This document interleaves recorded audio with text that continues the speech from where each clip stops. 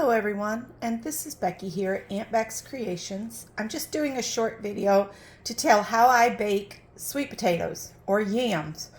I'm going to turn these into a sweet potato casserole, and I will be doing that live after these have baked. So in about an hour and a half, we'll come back and I will turn these into a sweet potato casserole.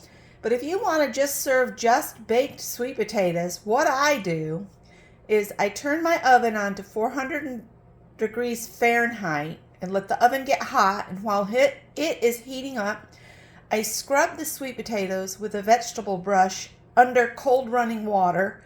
I line a cookie sheet with some aluminum foil, and I simply do that because I'm a little on the lazy side when it comes to wanting to clean up sticky goo from sweet potatoes, because sometimes if they're really sweet potato, they will be very sticky.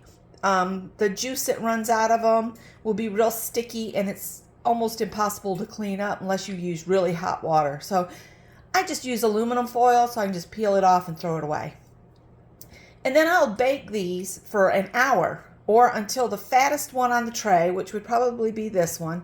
I generally try to get sweet potatoes all about the same size, just so that they will bake evenly and end up at the same time.